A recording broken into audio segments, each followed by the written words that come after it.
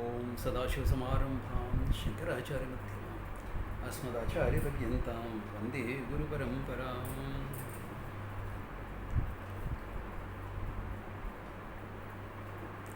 So last time we saw the 10th verse, right? Na lipyate padmapatrayamvapasa. That's what we had seen last time. Any questions, clarifications before I move ahead, or it's all fine?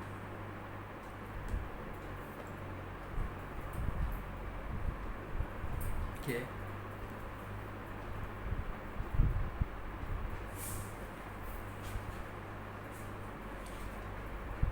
Then the very purpose of doing whatever you are doing, karma, from the Vedantic perspective. Of course, Laukika perspective, you want to fulfill your desires, priorities, etc. That is always there. But apart from that, what is it? He says, Kayena manasa buddhya kevalairindriyerapi yoginaha karma kurvanti sangam tyaktva atmashuddhaye. Kayena vacha, Kayena manasa buddhya, or just by kevalais indriyerapi,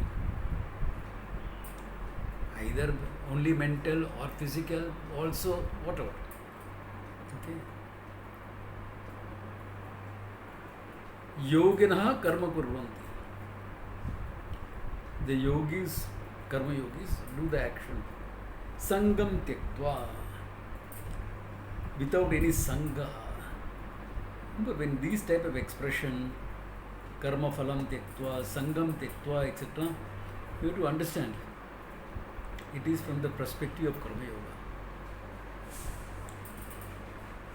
How do you give up sangha? You have a certain longing for the result, that's why you are doing it. Otherwise, why would you do it? If I don't want it, why am I wasting my time doing something I don't want? Or minimum you will have to say, it's a responsibility I have to fulfill. Then that is it. You want to fulfill your responsibility. That much sangha is there. No? You may not have great love and attachment to what you are doing, but you consider it important enough to do because it's your responsibility. Therefore, always something is there. Therefore, that asangatvam comes from one, the karma yoga buddhi, the attitude, Ishwararpanam prasada buddhi. Other, by keeping the goal of moksha in view. What am I really doing everything for? Then if moksha is important to me, why am I doing this? He says, Atma Shuddhaye. Sangam Tyaktva Atma Shuddhaye. Atma Shuddhaye hears your mind. Atma hears your mind, not Sachidananda Atma. Sachidananda Atma does not require any purification. But Atma here stands for your mind. Because your mind is caught up in these things. Your mind needs to grow. Certain experiences are necessary for your growth. Certain relationships are necessary. Certain achievements are necessary. Letting go of certain things are necessary. All these things become part of that. So you do whatever is necessary. Primary thing is what? Atma Shuddhaya. This has to be clear. So that when you are listening to Vedanta, Shravana Matrena, just by listening, whole thing works out very well.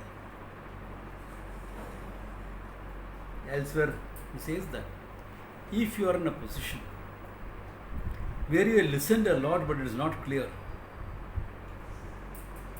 first you have to check up whether the listening is from a sampradaya.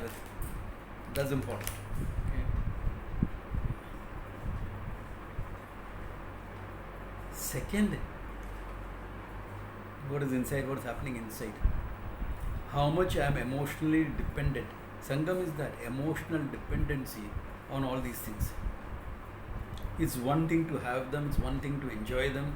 It is another thing to be dependent on it for the sake of my happiness, etc. I am adding that for the sake of happiness. Because in Bombay, everyone is dependent on their maids.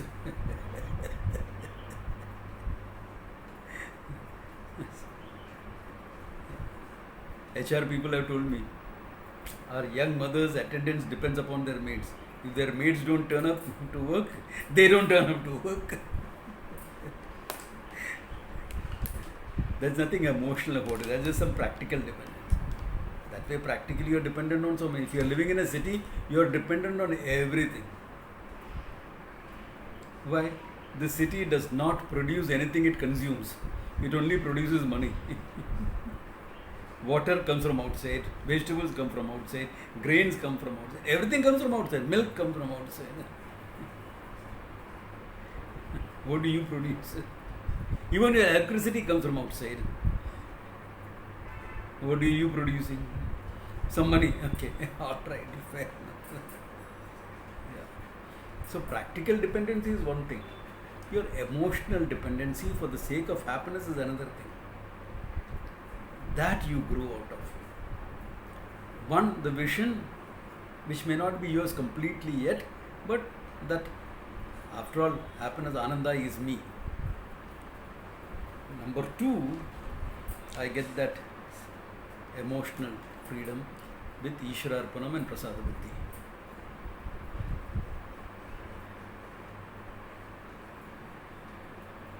Like today morning, I saw a guy. In the field of journalism, he was very respected, considered not someone you would like to cross. He had interviewed Dawood Bhai in Dubai, and generally a tough guy in journalism. I had known him a few years ago. We had got him to interview Puja Swamiji and all that. Suresh Balakrishnan, we know him. He's trying to figure out who is this guy. Times mein tha, now you will know. Okay. So generally, there is this. Today my morning is retired now, few years. What happened to all that confidence, this, that, etc., that I am the boss attitude? Gone. Bechara hai abhi. Bechara. Literally, pavam. What you all call in Tamil. Ayyo pavam. Why? All that was, he was emotionally dependent on his job. All his self-worth came from his job. Job gone, what happens? अरे यार कोई पूछता भी नहीं है मेरा बारे में.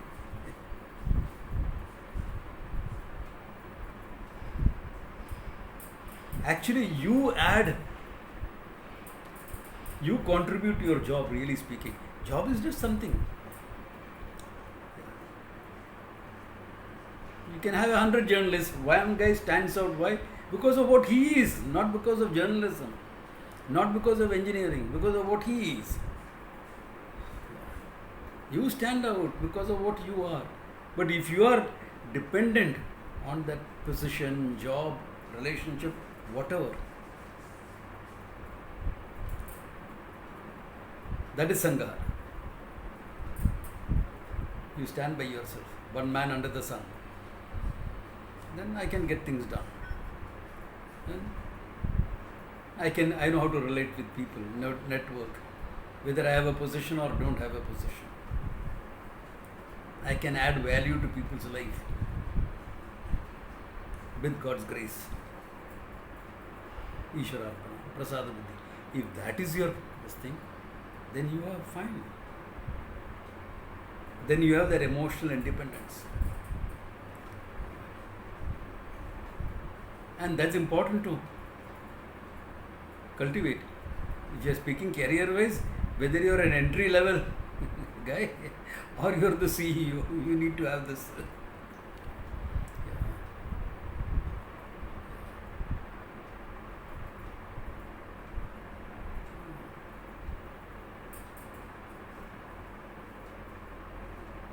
So, Sangam Tyaktva, okay? And why you are doing it? Atma Shuddhaye, all that I do. Okay?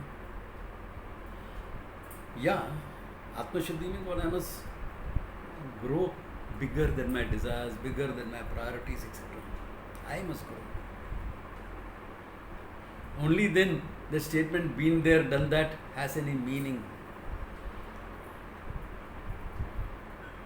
Though it is true, doing certain things will make you grow. And that's a good thing. In fact, that is why the world is meant for. As I always say, Earth is a tough school. You are here to learn lessons and grow.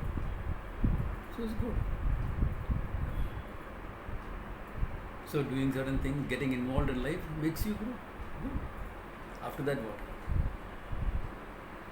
After that what?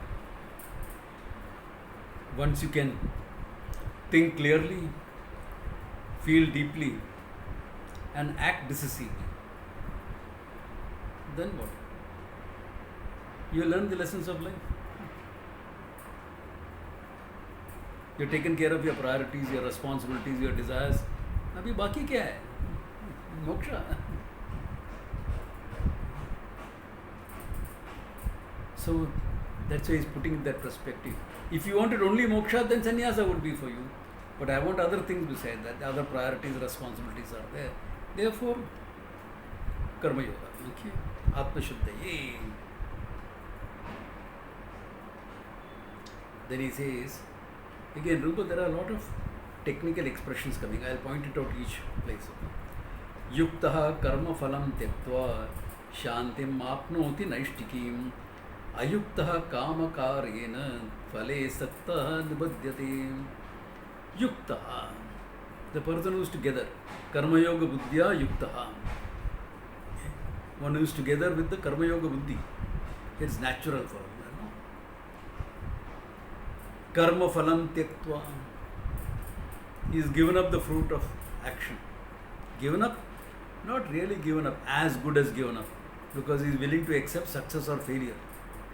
Therefore, as good as given up. Okay? Karma phalam tyaktva. Shantim apnoti naishtikim. Naishtikim shantim. The natural shanti, the nishta in shanti. That comes from the knowledge. Naishtikim shantim apnoti. In time, he is studying everything, he'll get it in time. Apnoti. Ayuktaha, one who does not have the karma yoga buddhi, kamakarena, because of these desires, phale saktaha nibadyate. Caught up in the phalam. Desire is always for what? Desire is not for the action, for the result of that action. Therefore, nibadyate. Either it is for the result of an action or for the position or whatever. All that is karma phalam. All that is karma phalam. Therefore, nibadyate. You get bound by it. You get emotionally dependent on it. Therefore, your emotions can yo-yo according to your idea of success or failure. Whereas a karma yogi, what? Success, thank God. Failure, thank God. We'll see now what to do. Because things go right, things go wrong, whatever. You're fine. You're fine. Not that everything you try works out. If anyone says everything they try will work out, try fundraising for an ashram or a trust or something, or an NGO, you'll know exactly. NGO a little bit easier. You'll know exactly how much doesn't work out. Even sales, if you're into actual sales, you will know, no? How many cold calls you have before it. Yeah. Show me a person who has been successful every time. I'll show you a person who has not tried anything big.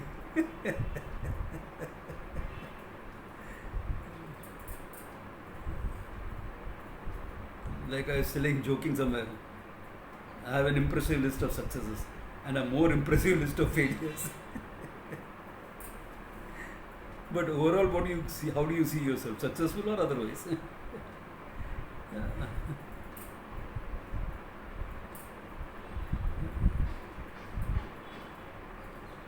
So there is where it is. Okay. So what is the thing? That in an action. Karma Yoga is not freedom from action. Karma Yoga is freedom in action. Because I am not ready for the exclusive pursuit of truth yet.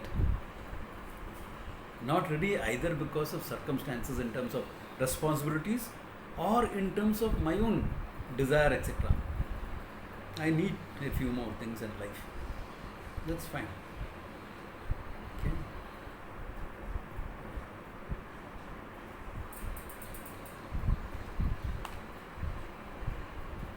That's why, and it is not age dependent. Being free from desire, etc., is not age dependent. Okay. Like that's why in Bhaja Govindam, Shankara says something. Angam galitam palitam tundam.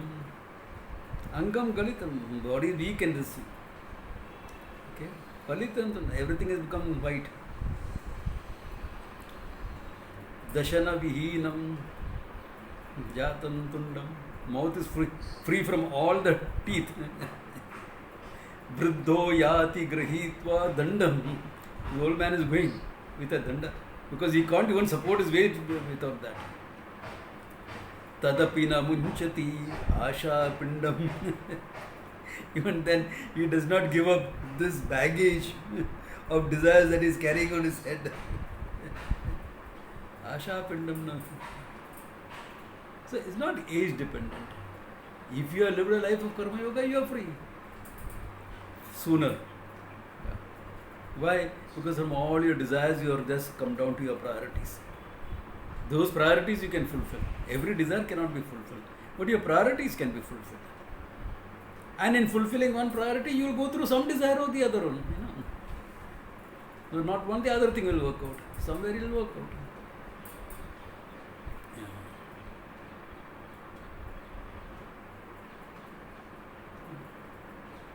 Priorities can always work out. It's very rarely that your priority does not work out. Your priority you cannot work out sometimes because you want to do it only this way. Only in a particular manner, that's a particular desire. That will not, may or may not work out. Yeah. Therefore, if you need to grow, then you need to. First step is to work with your priorities, not with your desires. And then with Karma Yoga Buddhi. Then whether you are successful or not, you will grow. Because success is a relative term. How do you call a person successful? One who has fulfilled all his priorities, that person is a successful person. I told you the story, no? I was doing this training program for 5 years. I did consistently. Hindalco at Renikut, at their headquarters. So first day I would be handling the senior most people, and then every day coming one level lower, the same topic right through. So here was a young vice president, okay, in his 40s.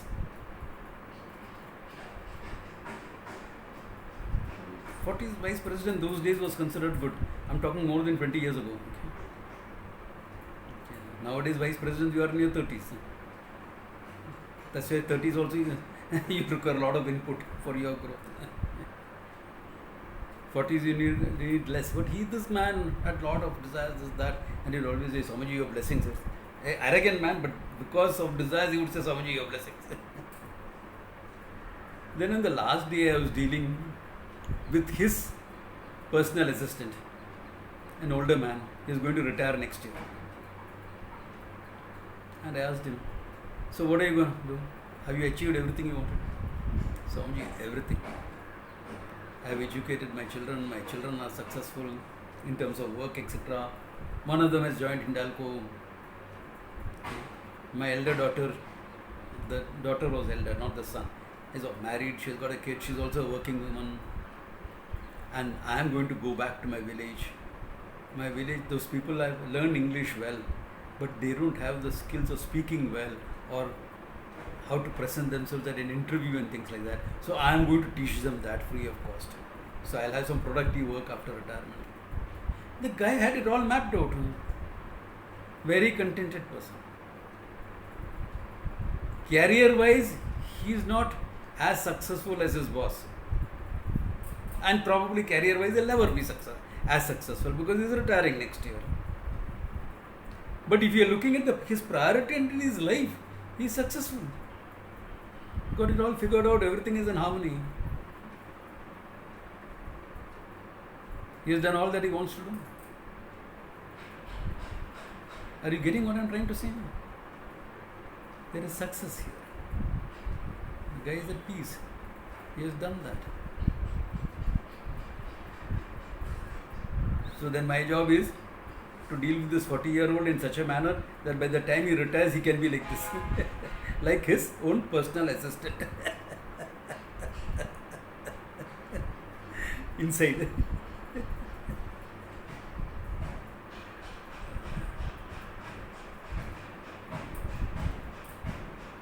Okay. Therefore, Sangam Tektva Atma Shuddhaye. Okay. And Ayuktaha Kamakarena Phala Saktaha Nibadyate. He is bound by all the phala, the dependency on the result of his action. That emotional dependency keeps you yo-yoing in stress in everything that you do. You are highly stressed out. Why? I want it and I want it badly and I want it now and I want it my way on top of it. All that. And then if you have other distortions that we talked about when we were doing the second chapter, remember? Black and white thinking, being right, all those things, all those distortions, then you had it. Okay. Had it means what? Normal society, okay? What had it?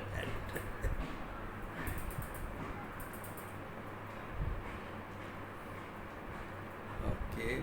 Then he's talking of a wise person. Next verse, you lived like this, no? Where does it end to? Here. Sarva karmani manasa sanyasya ya aste sukham vashi navadware pure dehi naiva kuruvanna karyan. Sarva karmani manasa sanyasya. He's a wise person. He knows I am not a karta bhokta, I am Sachidananda Atma. That knowledge has worked. The teaching has worked in this person. I know. I am not the karta bhokta, I am not the body, mind, etc. They are just instruments for my functioning. I am Sachidananda Atma. Once you know that, you are rooted in that. He says, Manasa Sanyasya. All karmas are given up. It is not mental sannyasa. Manasa here means jnanena. Okay? Always people come and tell me, Swamiji, I prefer mental sannyasa to physical sannyasa. I said, idiot. If you have mentally taken sannyasa, why are you scared of physical sannyasa?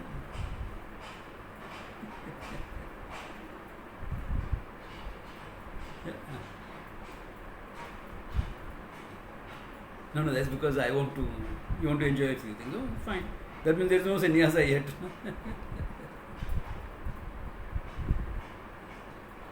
So you mean to say sannyasi is not supposed to enjoy anything? Agate swagatam kuryat gachantam na nivarayet. When it comes, welcome it. When it goes, let it go. That is the idea. You know, in olden days, I don't know, now it is there in weddings. At the gate, there is always somebody to receive, guests coming in. And they would put that rose water and old weddings, it used to be like that, as tirtham. So, anyone who comes, please come, please come, please come. And then people are leaving also. Okay. You don't have time to sit, have a chat with them at that time. Same way. Agate swagatam kuryat gachantam na nivaryat. Hey, why are you going so early? No time for all that talk. Okay, people are coming and going. They come, welcome it. It goes, let it go. Agate swagatam kuryat gachantam na nivaryat. Okay. Therefore, sarva karmani manasa sanyasya ya aste sukham vashi. This vashi, the person who's got everything together, mind, this, that, etc., through the way he has lived, knowledge, is permeated his whole mind. That person, Vashi, okay, Sukham Aste. Sukham Aste. Yeah, Prashant, you have a question? Swamiji, I just had a question because earlier you used to, you have said that the mental sannyasa is actually mandatory, but then the lifestyle is actually kind of optional. Yeah. But so some people may not take the actual sannyasa. Correct. Even though how do we differentiate if that is out of fear, or what other reason could be that people can avoid physical sannyasa or literal sannyasa? See, first of all, it's not mental sannyasa, it is jnanena, knowledge. Okay. So the test is the knowledge clear or not? Who can make out? He has to make out, his guru can make out. If he is in touch with the guru on a regular basis, one-to-one discussion, etc., then the guru can make out, he can make out. Yeah, a third party cannot make out because that's not how it is. If you used to see the way Puja Swamiji used to enjoy sweets, you will wonder, Swami Chinmayanji even more so, though he was heavily diabetic. Hey, a wise person, you will question because you have notions. You should go by what is the indication in the Shastra.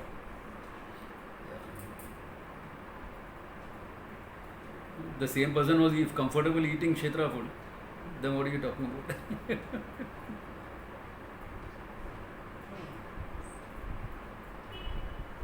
So, it's a relative thing. So, people may take the robes formally, take sannyasa, may not take it. As I said, Karma Yoga Buddhi is mandatory. Sannyasa is optional. Sannyasa meaning the life of a sannyasi, physical. It's optional.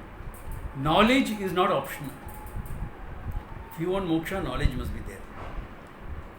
Therefore, when people say mental sannyasa, that's a wrong expression. It has to be jnanena.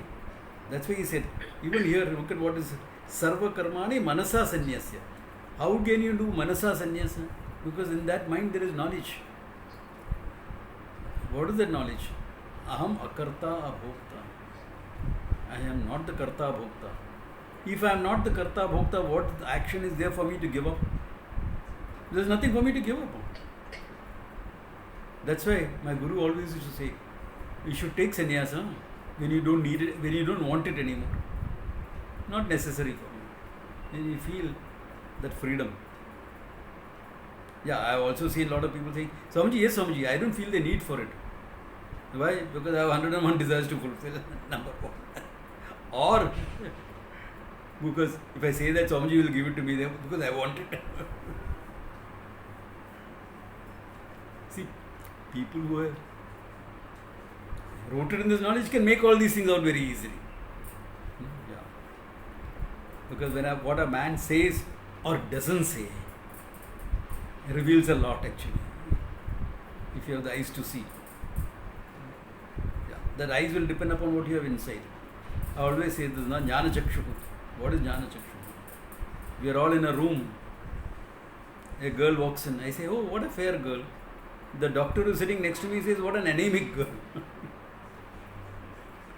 Now, how is the doctor diagnosing that anemia? Because of what is inside the doctor's mind. Okay. It's not just fair, this pale, it's this thing. Looks anemic. Of course, we'll confirm it with a blood test. But looks like that. It's too pale. Not fair, pale. There's a big difference between fair and pale.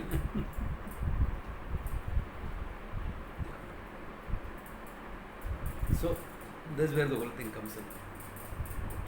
Therefore, he says, Sukham aste, he is relaxed, happy. Where?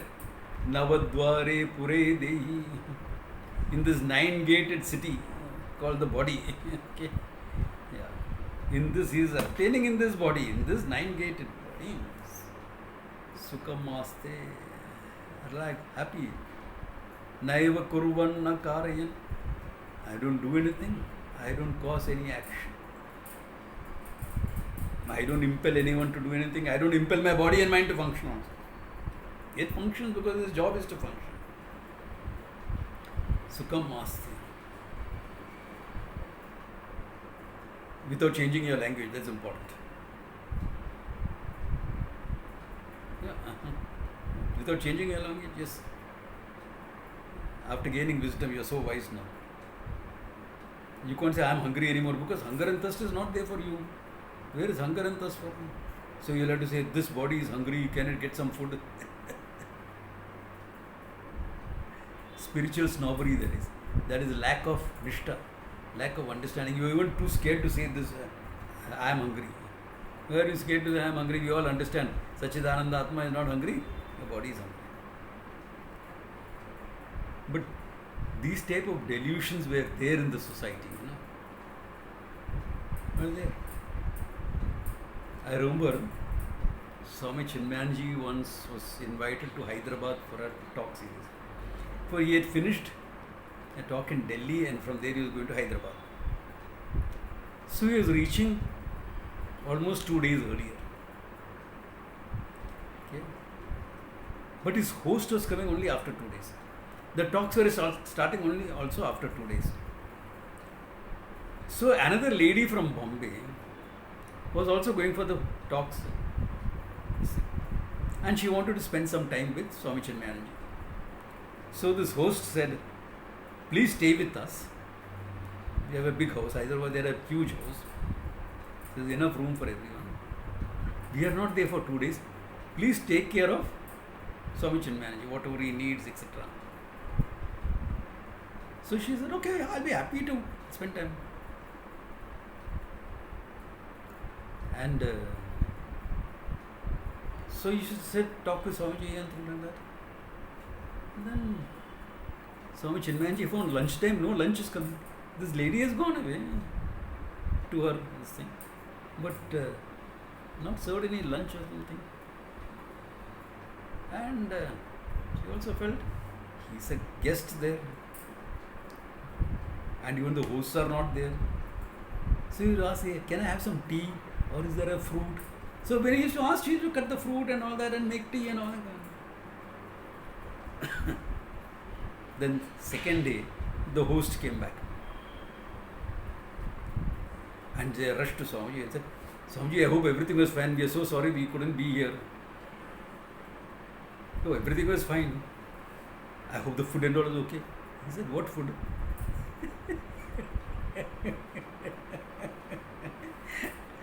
And so the host went to the lady. You kept Swamiji hungry, he didn't give any food.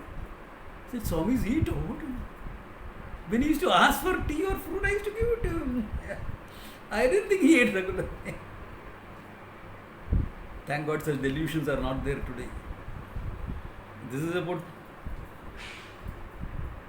before I joined the ashram, so before 76. Okay, 50 years ago. So thank God such delusions don't exist today. But it's actually there because wrong notions, wrong ideas.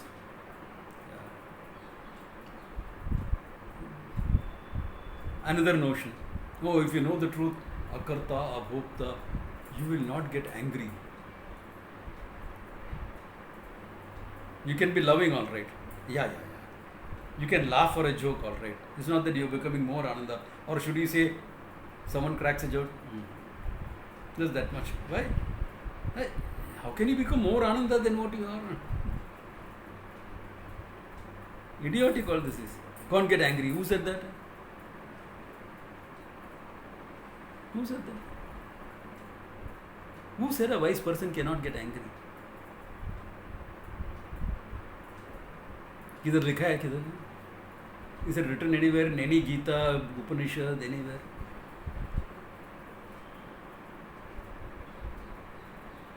He will not get victimized by your own anger. When an ignorant man gets angry, you carry that anger in you for years sometimes. Wise person, drishta sukham, drishta dukkham. Emotions are fleeting. Mithya comes and goes. Comes and goes. Momentary. Because the situation demanded that response, he responded. In his thinking, it demanded a response like that. That's it. Maybe he felt that unless he shows some anger, people will not take it seriously, and that also happens. You can say with all deliberateness, etc. Some people don't. Okay, then you raise your voice and make a point. Okay, okay. Not every time. Every time it loses its effect. Once in a way. If it happens every time, then the people are running scared of you all the time and walking on eggshells around you. That's not healthy.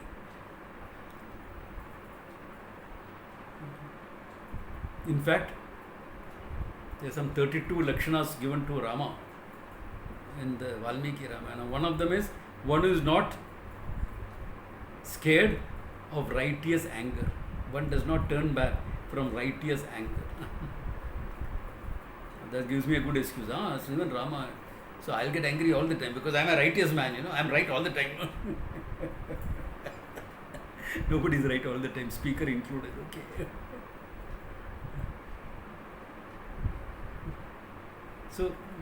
So here, the vice person, all the functioning happens, but sukham aste naiva kuruvan na karyan. Okay, all right. And then again, talking about the Atma, he says, na kartrutvam na karmani lokasya srijate prabhu na karma phala samyogam swabhavastu pravartate. Na kartrutvam, doership, na karmani, nor action, asya lokasya prabhu srijate. The Lord, the consciousness, does not cause any of these things. Prabhu here stands for the Lord, okay, for consciousness, not for anything else. Na karma phala samyogam. What about you being joined to the karma phala, etc.? Who is being joined?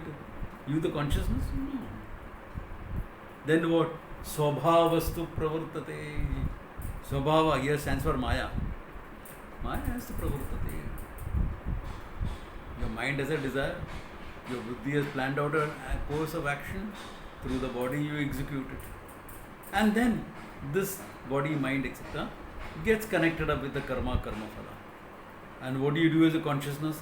Objectify the whole thing. Illumine the whole thing. Witness the whole thing. Nothing happens to you. So look at it. When the Shastra talks about karma phala, etc., it is talking from the standpoint of the jiva, the ahankara, the individual. The truth of that jiva, that individual, is nothing but pure consciousness. They are not two separate entities in that sense. The jiva is dependent on the consciousness. The consciousness is independent of the jiva. And in this lifetime, the jiva will be called ahankara, the ego, your functioning ego, the healthy ego, the awareful ego. You need that ego for functioning. Healthy, awareful. No, in spirituality, I'm supposed to kill my ego, be egoless. Then you'll be an ambi-pambi idiot. Good for nothing. Honestly, I've seen people trying to, no ego, anything.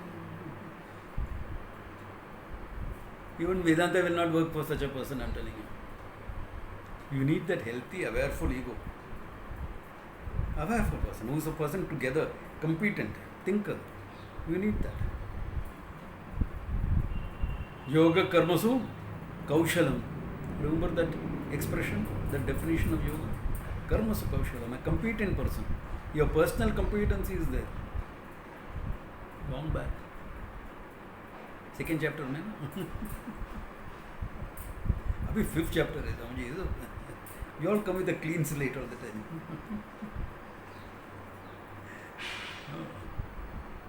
So that awareful ego is dependent on what? The consciousness, the awareful ego is not an independent entity. It is dependent on consciousness.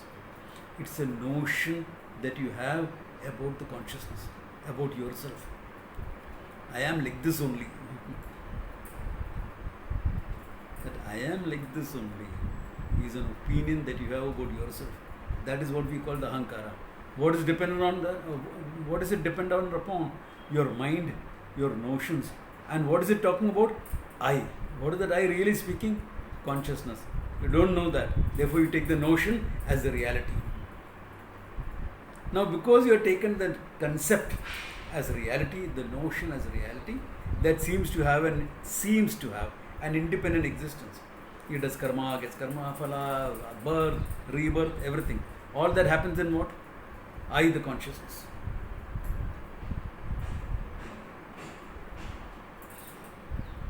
So your whole functioning, healthy aware for ego, could you elaborate? There is not a thin line that separates healthy ego. Yes, there is a thin line that separates healthy ego from an unhealthy ego. A healthy ego is an ego that says, yes, I can think, I can act, I can achieve with God's grace. An unhealthy ego says, I have done everything. It's a very small difference, but the difference exists. A healthy ego is a clean thinker. Unhealthy ego is a lot of distortions in thinking. A healthy ego has got nice emotions. An unhealthy ego lets the emotions hijack itself.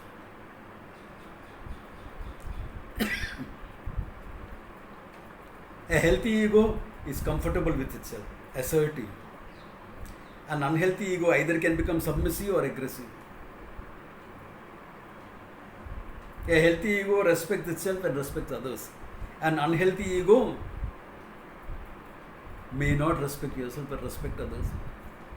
Or respect itself does not respect others. I can go on, okay, but I have given you enough to think on.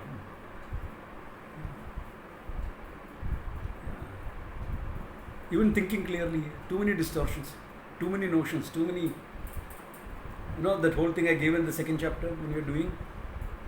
Those who don't remember it or don't have a copy of that, go online and look at the topic in psychology called RET, Rational Emotive Therapy, and go into distorted thinking. You get some 20-25 distorted thinking there. Nobody will have all of them. If you have all of them, you will have to be in a psychiatric ward. But everyone will have a few of them, unless you work on it. It's called styles of distorted thinking. About 20-25 styles they mentioned. Yeah. It's important to see that.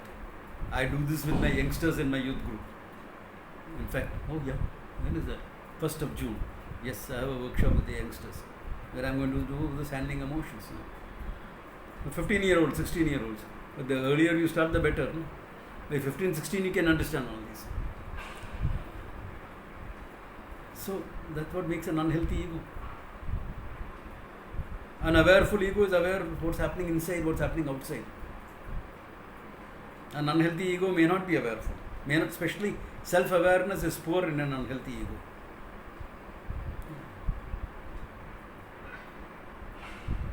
Haven't you had an Hindi expression? Maar kha ke seekhega. His ego is unhealthy. Self-awareness is poor. Therefore, he has to get into difficult experiences of life, get hit here and there. Then hopefully he will learn. Sometimes in spite of that he won't learn. Then somebody has to point out, hey, this. Fir bhi pada. Then after that, did you understand? Yeah, good enough. So all of us have unhealthy aspects to us. All of us have. When you start off, nobody comes to Vedanta as a perfect student. I didn't go like that. I know that. None of my batchmates were like that. One of my batchmates was so naive. He was in love with a girl. He didn't even realize he had that emotion like that. Can you imagine the amount of naivety that was there in him?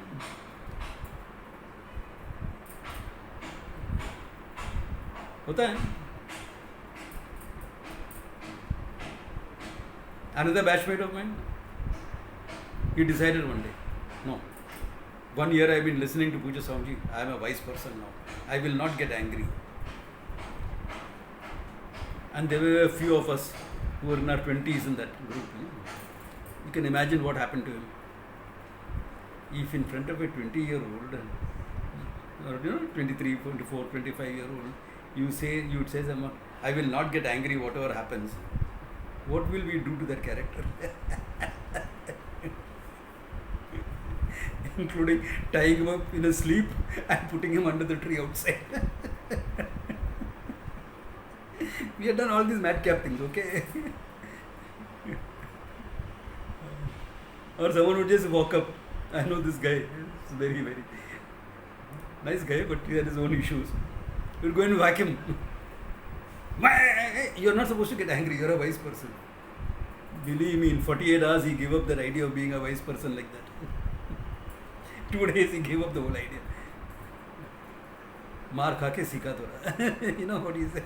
You ran into difficult experience and you learned that is not the way. So none of us came to Vedanta with all that perfect adhikari thing. But in the process we picked up all the right things. It's always like that. In the process we picked up all the right things. It's easier now because classes like this are so available in the society. And with Zoom, etc., it makes it so much easier. About 10 years back, let us say 2015, it was more difficult because people had to attend physical classes. Now all classes are hybrid. No? The only Zoom doesn't work, at least once in a way you have to relate to a physical class, a camp or something like that. Otherwise the whole thing will not work. But that's happening. That happens. Like my people from UK, they're getting a 2-day camp. End of July. Yeah. And those 2 days we'll have. So these type of things will keep happening. Always possibilities. So because of that, you learn and grow simultaneously.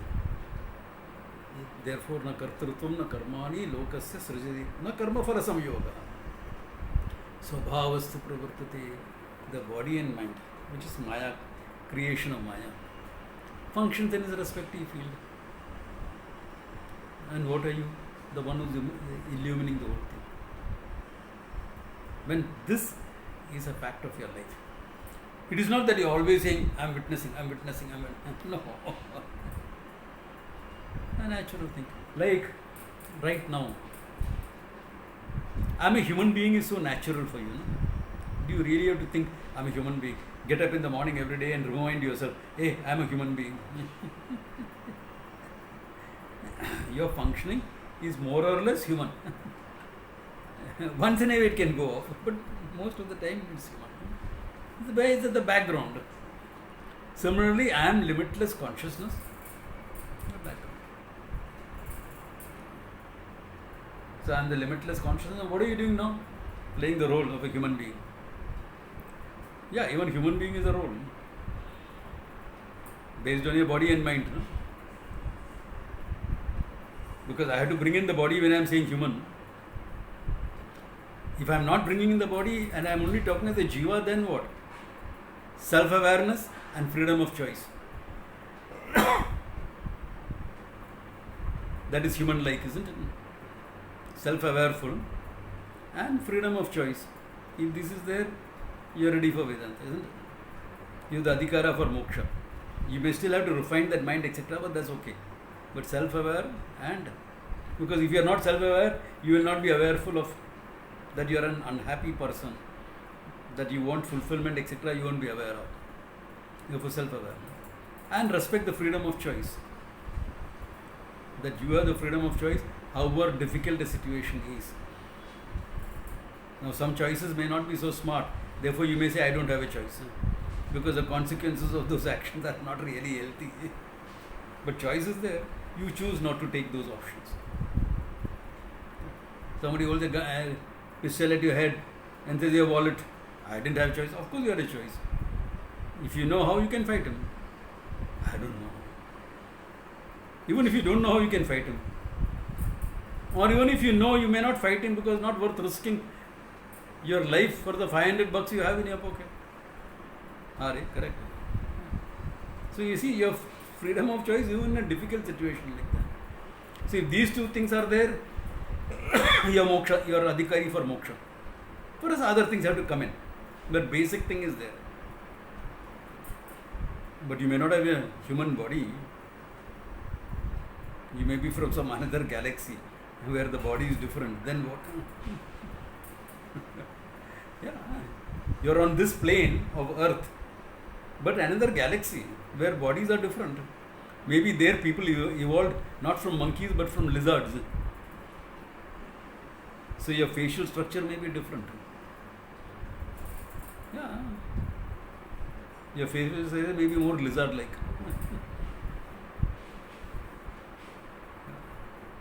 Then what? But you're still human-like, isn't it? Freedom of self-awareness, freedom of expression. Bas ho gaya. Are you seeing that? So it is not that you need to have a body like this. Then why is the Shastra addressing Navadware, Pure, Dehi, etc., 9-gated city called body? Because it's addressing human beings. He is not addressing a Venusian or an Andromedian or something like that.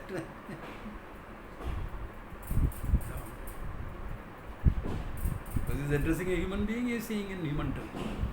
If Krishna was talking to an Andromedian, probably the language would have been slightly different. Not very different. Only Navadware, Pure, Dehi, etc. may change. But Naiva Kurvanna Karyan will be the same. Because the consciousness there and the consciousness here is one and the same. That is not different. That is not different. So the overall structure, overall thing is the same.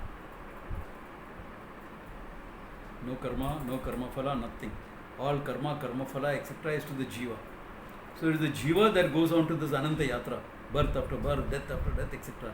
And I, the consciousness, is illumining the whole thing. So you are free pending discovery. Pending self-discovery, you are free. You are always free. Even when you are going through your worst problems, you are actually free. You are Sachidananda Atma, going through hell of a lot of problems. But why? Because you don't know yourself.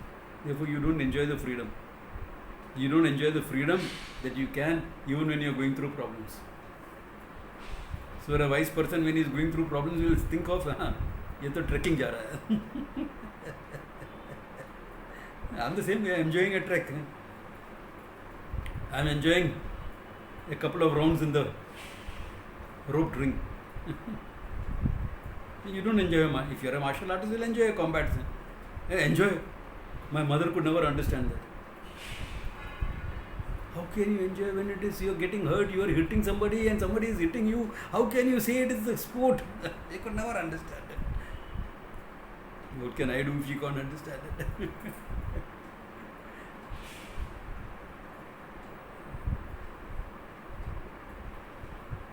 That's how it is. That's life.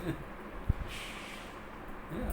So life can be like that, going on a trek sometimes, or sometimes a couple of rounds in the ring, where things are difficult. But you can still be enjoying. Arey, great bout yaar, bahut maja hai. Let's have a drink together after that.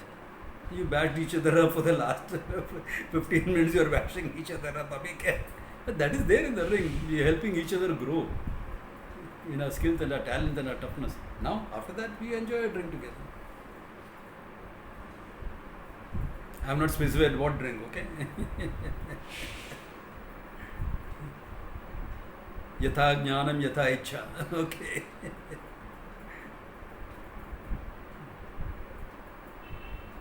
So that's where the whole thing is. So life sometimes is like that. Life sometimes is fun, happy. Yeah. But you are Ananda all the time. That is called moksha. Irrespective of your circumstances in life, can you be Ananda? Not as an act of will, not as a decision, as a result of recognizing what you really are. Otherwise, tomorrow you can have somebody who misunderstands the teaching and says, no, I will be happy whatever happens. and not open to your choice. Not open to your choice.